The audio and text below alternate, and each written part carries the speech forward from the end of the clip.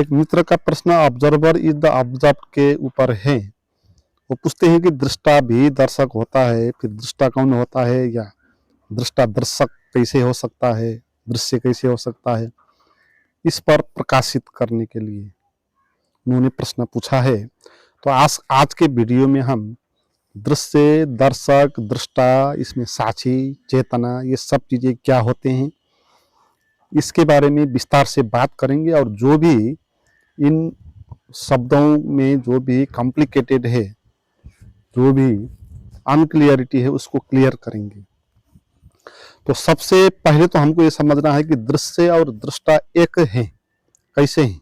Observer is the observe कैसे हैं? इसको हम दो तरीके से समझेंगे, एक बाहर की तरफ से और भीतर की तरफ से। बाहर यानी जो अब आप आंख से बाहर चीजों को देखते हैं, शरीर के द्वारा जो भी बाह्य भौतिक जगत का अनुभव करते हैं उसमें, और भीतर यानी आपके मन में जो भी विचार चलते रहते हैं, तो उसमें ये दृश्य और दृष्टा एक कैसे हैं। इसमें जो दृष्टा शब्द है उसको जैसे अष्टावक्र गीता और सारे और भी कुछ उपनिषदों में साक्षी के पर्यायवाची के रूप में लिया है। तो वहां जो दृष्टा होगा उसका अर्थ साक्षी ही होगा। मगर और अन्य जगह पर दृष्टा को दर्शक के रूप में ही लिया गया है। दृष्टा शब्द का अर्थ होता है देखने वाला, और जो देखने वाला होता है वो साक्षी नहीं हो सकता। इसलिए दृष्टा शब्द आपको दर्शक के रूप में उपयोग करना चाहिए। और हम इस वीडियो में दृष्टा यानी दर्शक और साक्षी यानी जो दर्शक भी नहीं, दृश्य भी नहीं, उससे जो भिन्न है अवेयरनेस, उसको हम साक्षी कहेंगे। जो दर्शक होता है उसको हम दृष्टा कहेंगे। तो बाहर से पहले आप समझ लें, जैसे आपने किसी एक वस्तु को देखा, आपने देखा गाय को, तो गाय हो गया दृश्य। दृश्य का अर्थ है जो भी चीज दिखाई पड़ती है। गाय को आपने देख लिया तो गाय हो गया दृश्य, और आप हो गए उसका दृष्टा। और यहाँ पर कहा गया दृष्टा और दृश्य एक है, तो इसका अर्थ क्या हुआ? गाय और आप एक है। ये कैसे है इसको समझना है। जब आप गाय को देखते हैं, गाय को देखने के बाद आपके मन में जो भी इमेज आता है गाय के बारे में, जो मीनिंग आता है ना, उस मीनिंग को आप समझ ले, है ना। अगर आप हिंदू हो तो फिर आपने गाय को देखा तो आपको गाय का मीनिंग एक निकलेगा। आप गाय की पूजा करने के बारे में सोच सकते हैं।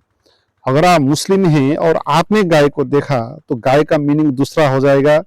आप उसको उसका मांस खाने के बारे में भी सोच सकते हैं। गाय आपको आवश्यक है तो गाय देखने के कारण आपके मन में खरीदना है ये विचार आ सकता है। गाय आपको बेचना है, आपके पास बहुत सारी गाय हैं तो आपने गाय को देखा तो आपके मन में ये ख्याल आएगा कि आपकी गाय को बेचना है। तो जो गाय है उसका क्या मीनिंग आया? गाय क्या है? गाय वही है जो आप हो, जैसी आपकी मनस्थिति है। आपको क्या चाहिए? आप कौन हो? आप हिंदू हो तो गाय का एक मीनिंग हो जाएगा, मुस्लिम हो तो गाय का दूसरा मीनिंग हो जाएगा।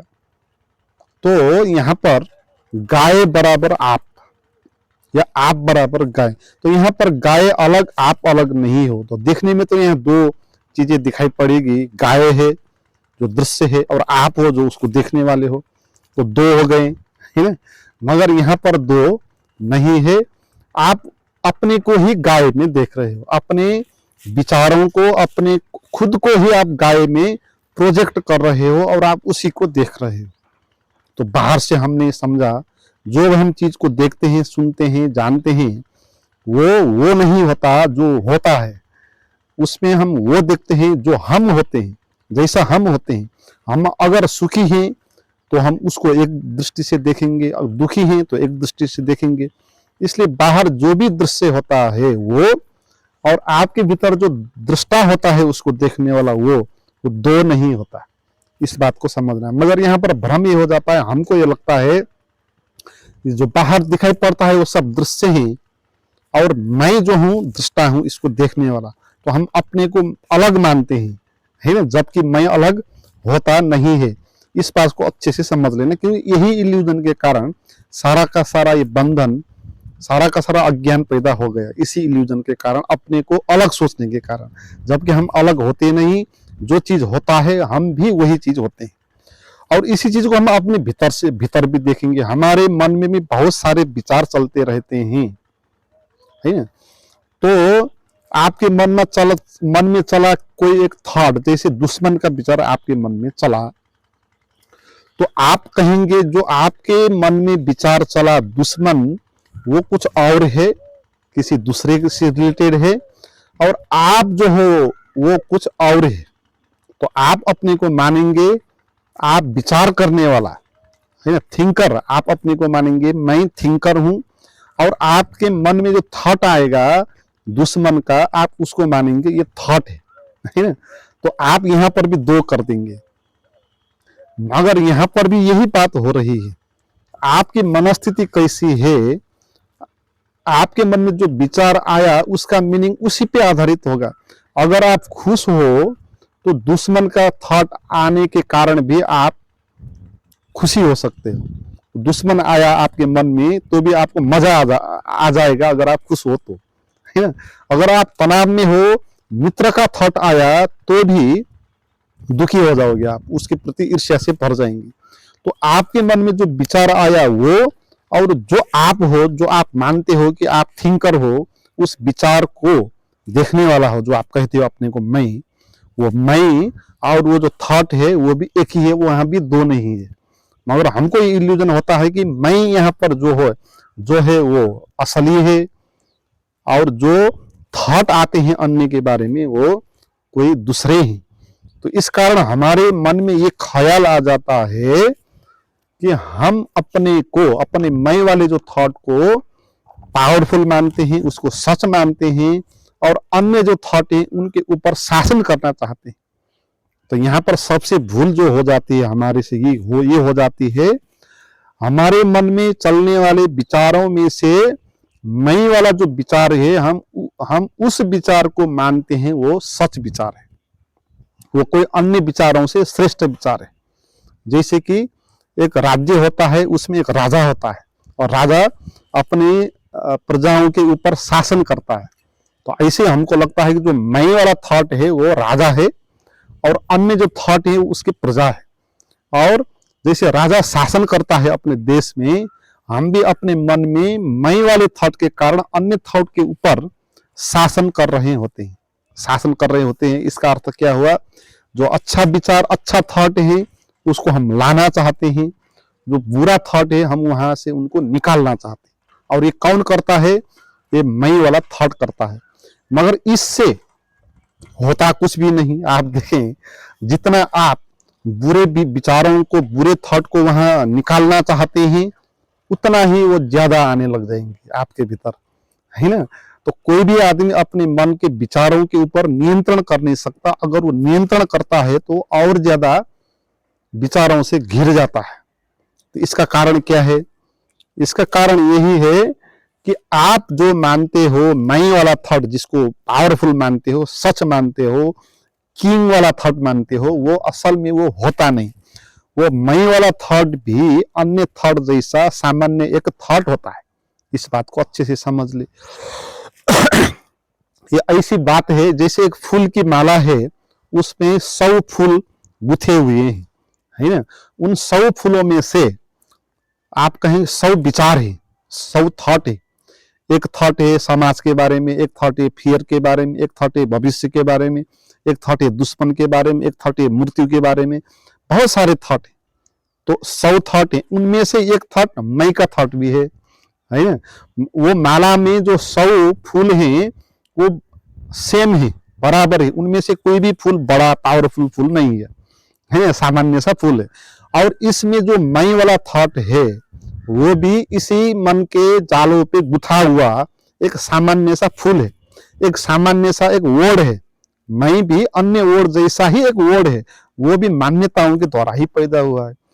तो इसीलिए मैं भी एक थॉट होने के कारण आप अपने मन पर कंट्रोल कर नहीं सकते, क्योंकि वो मैं वाला थॉट है एक, और अन्य विचारों के, अन्य विषयों के थॉट होंगे वो 99 है, 99 है अन्य सब्जेक्ट के बारे में थॉट, और उनमें एक थॉट है आपका मैं, और आपका जो मैं है वो चाहता है उन 49 विचारों पर कंट्रोल करना है। तो यहाँ पर ये हो जाता है, वो जो आपका मैं वाला थॉट है वो अन्य एक थॉट जैसा ही सामान्य थॉट है, तो एक थॉट को भी वो कंट्रोल नहीं कर पाएगा, तो यहाँ पर 99 को कैसे कंट्रोल कर पाएगा। इसलिए जब कंट्रोल करना चाहते हो तो वो कंट्रोल हो नहीं पाता और ज्यादा आप उलझन में पड़ जाते हो। तो इस कारण यही है कि जो भी कंट्रोल करने वाला है ना आपके भीतर, जिसको कृष्णमूर्ति कहते हैं कंट्रोलर, जिसको हम भी कहते हैं मैं वाला जो थॉट है, वो लगातार क्या करता है, मन में चलते हुए विचारों के ऊपर शासन करना चाहता है। मैंने जैसे कहा, वो विचारों के साथ संघर्ष करता रहता है, वो किसी विचारों को लाना चाहता है, अच्छे अच्छे विचारों को, और बुरे बुरे विचारों को वहां से निकालना चाहता है। मगर विचारा वो जो मैं है वो खुद ही एक विचार है, सामान्य सा विचार है ना। वो भी ऐसा ही विचार है जैसे अन्य शब्द होते हैं, ऐसे ही मैं भी एक शब्द है, और इसको भी आप अच्छे से समझ लें। अदर थॉट और आई थॉट में क्या फर्क है। जैसे अदर थॉट, अदर सब्जेक्ट के बारे में, जैसे एक वर्ड है पेड़, है ना। जब पेड़ का थॉट हमारे मन में आता है, वो क्या है, किसी बाहर जो पेड़ है उसके बारे में संकेत करने वाला एक साइन है, वो सिग्निफायर है। जो बाहर है, असली पेड़ तो बाहर है, वो सिग्निफाइड है। आपके मन में जो पेड़ का इमेज आया, जो विचार आया, वो क्या है, उस बाहर जो रियल थॉट है, रियल पेड़ है, उसके बारे में एक सिग्नल है, एक साइन है, वो वास्तविक नहीं है। ऐसे ही जो हमारा मैं है, वर्ड है, वो भी एक मैं यानी एक वर्ड, और वो वर्ड किसको सिग्निफाइड करता है, वो आपको। आप यानी कौन, आपका नाम, आपका नाम है उमेश, रमेश, तो मैं यानी वो रमेश, और वो रमेश कहाँ है, रमेश कहीं पर भी नहीं। यहाँ पर जो पेड़ का विचार आया वो तो रियल वस्तुओं के बारे में संकेत करने वाला साइन है, मगर यहाँ पर जो मैं का थॉट है वो उतना भी सच नहीं है, क्योंकि पेड़ तो बाहर कहीं पर है, मगर आपका जो मैं है वो तो कहीं पर नहीं है, वो तो पूरा ही मान्यताओं पर आधारित है। हालांकि पेड़ भी एक मान्यता है। हमने लोगों ने आपस में सलाह किया कि हम सब मिलके इस वस्तु को पेड़ कहेंगे, तो आप भी पेड़ कहना, आप भी पेड़ कहना, मैं भी पेड़ कहूंगा। तो इस तरीके से लोगों ने उस वस्तु को पेड़ कहा, तो ये भी एक मान्यताओं के द्वारा ही पैदा हुआ।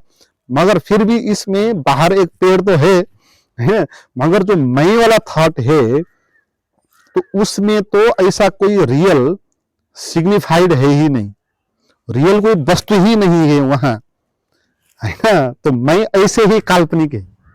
तो इसलिए मैं वाला थॉट अन्य थॉट से भी कमजोर है, ये बात आपको अच्छे से समझनी है। अन्य थॉट से भी कम सत्य है, उनसे भी और झूठ है। मैं अन्य थॉट से भी झूठ है, मगर हमको लगता है कि ये मैं सबसे सच है। मैं करते रहते ना, मैं यानी ये वो, तो हमको लगता है कि ये मैं बहुत श्रेष्ठ है, बलवान है ना, सच है लगता है, मगर मैं इतना झूठ होता है। इसको आप अच्छे से समझ ले। और मैं जब आप कहते हो तो वहां पर कोई वस्तु तो नहीं, आपका नाम आएगा। मैं होता है सर्वनाम, जैसे आपका नाम रमेश है, तो रियल नेम क्या हो गया, रमेश, और मैं क्या हो गया, उस रियल नेम के सट्टे में प्रयोग होने वाला प्रोनाउन हो गया, है ना। तो मैं नेम भी नहीं, वो प्रोनाउन है, नाउन भी नहीं, वो प्रोनाउन है ना। तो फिर इसमें आएगा, जैसे कि आपका नाम के लिए मैं उपयोग होता है, तो आपका नाम क्या है, तो लोग कहते हैं, हम भी यही समझते हैं कि मेरा नाम रमेश, मैं यानी ये शरीर। यहां पर ये बात आएगी, ये शरीर तो शरीर है ना, फिर शरीर आप मैं कैसे हो सकता है। एक ही वस्तु के दो नाम तो नहीं हो सकते। पेड़ है ना, क्लियर, पेड़ के दो शब्द नहीं है। हमारे एक लैंग्वेज में पेड़ के लिए एक ही वर्ड होगा और वो उसी को सिग्निफाइड करेगा। मगर यहाँ पर जो मैं है वो किसको पॉइंटेड करता है, वो शरीर को। तो शरीर भी एक शब्द है, शरीर है, वो भी किसी एक वस्तु को जनाने के लिए यूज होता है, शरीर।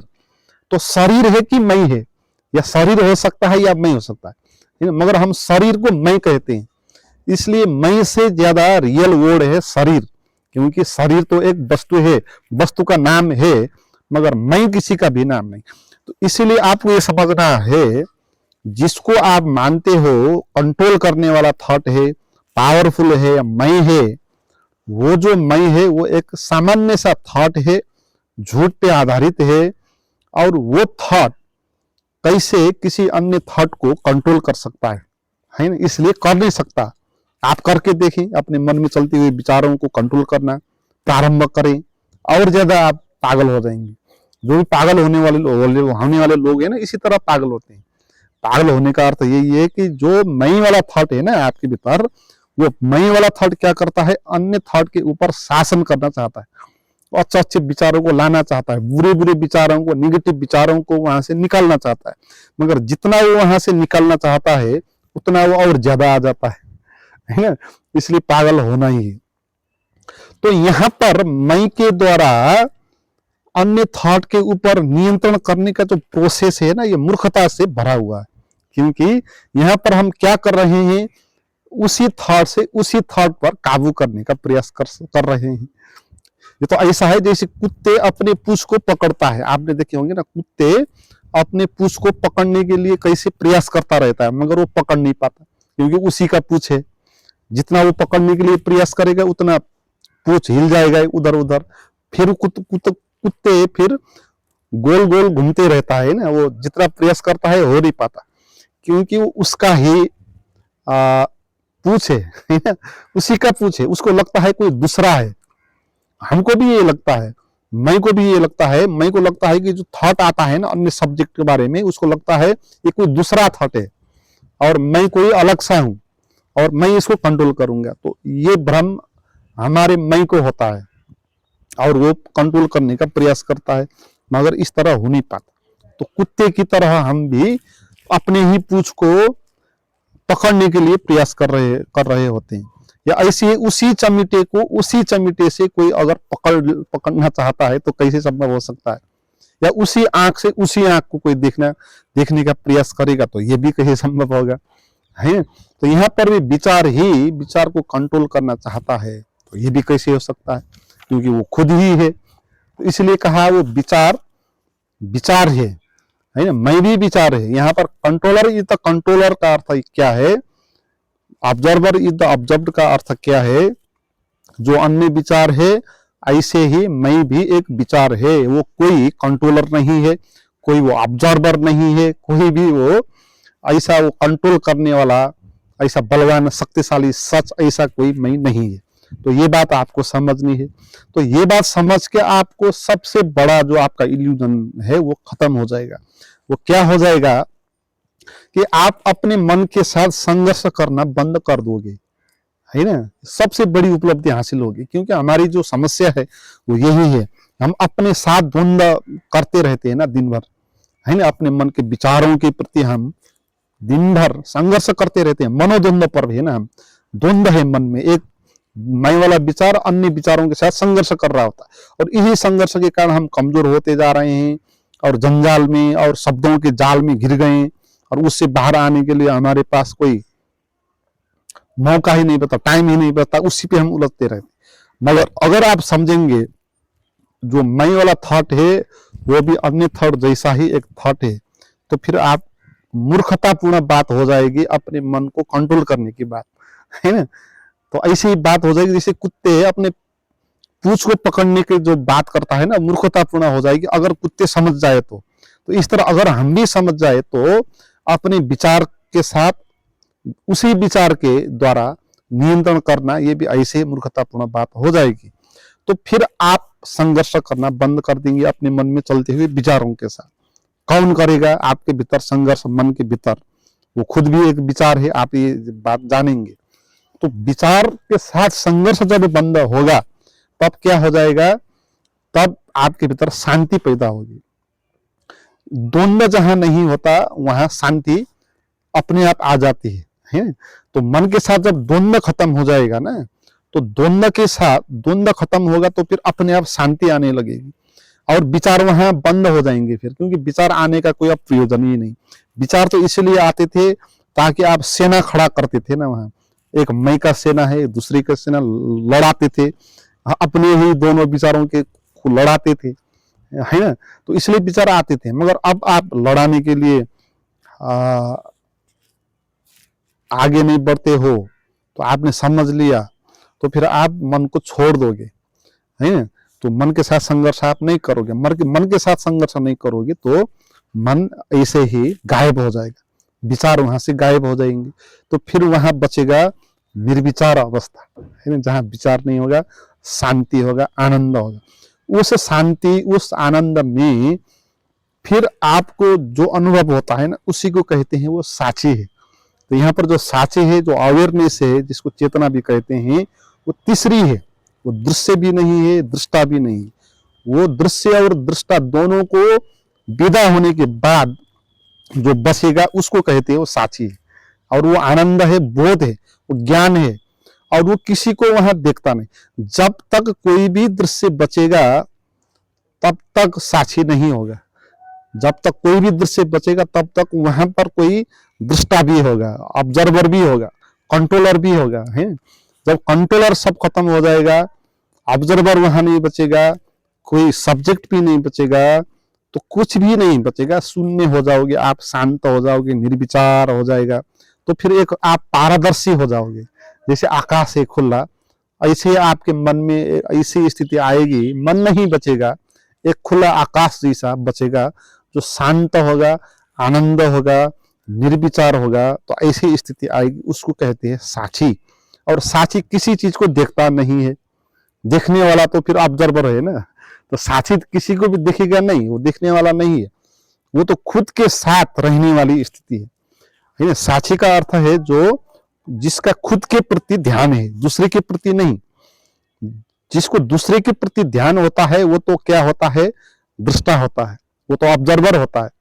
और जो दूसरे के प्रति ध्यान रखता है वो अज्ञान में होता है, क्योंकि जो ज्ञान में होगा वो दूसरे के प्रति क्यों ध्यान रखेगा, और ध्यान रखेगा फिर उसको व्याख्या करना होगा, फिर उसके साथ संघर्ष करना होगा, फिर वो दोनों ही एक हो जाएंगे, है ना। इसीलिए साची किसी को देखेगी नहीं, साची के आगे कुछ भी बचेगा नहीं, ब्लैंकनेस होगा, इम्पिटीनेस होगा, बोध होगा, पारदर्शी स्थिति होगी, जहां एकदम से जैसे कि सभी जगह पर आप खुले हुए, आकाश के जैसे खुले हुए हो, ऐसी स्थिति होगी। और ये जो स्थिति है वही आपकी असली स्थिति है ना। तो इस स्थिति पर पहुंचने के लिए आपको इससे पहले आपको अपने मन के साथ जो संघर्ष है उसको छोड़ना होगा, इस समझ के द्वारा कि ऑब्जर्वर इज द ऑब्जर्व्ड।